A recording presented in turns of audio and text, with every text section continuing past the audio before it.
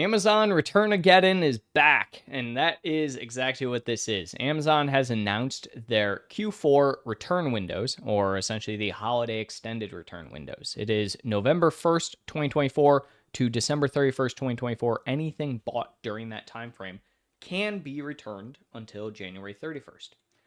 What does this mean? Well, a few things. It typically means that customers can buy on November 1st and have until essentially January 30th to return the product. Why?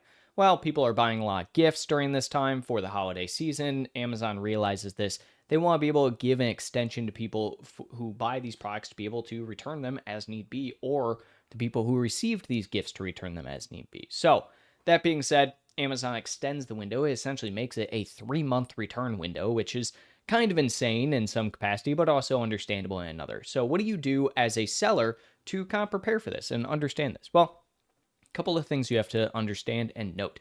First and foremost would be understanding your normal returns. So, if we head on over here, this is our FBA returns. Under FBA inventory, just go here. If you are FBM, then just go over to your orders and then manage returns. Now, this area is going to show us a few things, primarily our average return rate. You need to understand that typically speaking, an average return rate is between 1 and 5%. That is about the average that most sellers should sit at. You may have a product that is more frequently returned. Things like apparel are returned more often. So you may have something higher like 10 to 20%, which is fine. But expect that during the holiday season, you are, especially if you have a giftable product, you're going to have an increase between, let's say 25 to 50% in your average return rate. That is just what happens during this time of the year. People are more frequent to return giftable items than anything else, just because, you get a gift you don't want, somebody gives you a gift receipt, or you already have the product, for instance, somebody might want to return that, right? So what do you do? Well, to prep and understand, essentially, know that your average return rate is going to go up. That is totally fine. But more so, the harder aspect is probably going to be cash flow.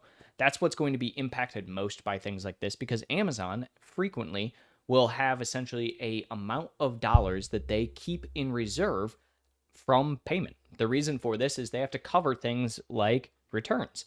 So when they give an extended period of time for that return window, that's also going to limit your overall cash flow during this period. So just expect that during the essential holiday rush and into January Q1, you're going to have a more limited or a higher reserve, a more limited cash flow with your business. So that's something you definitely should be watching out for. If you are someone who typically puts your inventory in very first day, January 1st of Q1, you want to make sure to essentially have cash available for that now.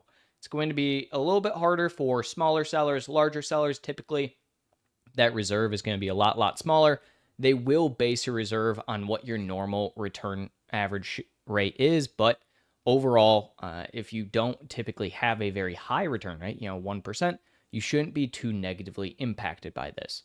That being said, the biggest thing to take note of during this is just that it's going to be an extended time frame. Do not be surprised if come January, after the holiday seasons, you end up seeing that return rate shoot up, but know that it will go back down to average about a month later once we get back into February Q1, and we're just rocking and rolling as always. So big things to take note here. Just make sure to check your average return rate. Make sure to know that your cash flow is going to be impacted by this, and know that people are more likely during this time of year to just return products.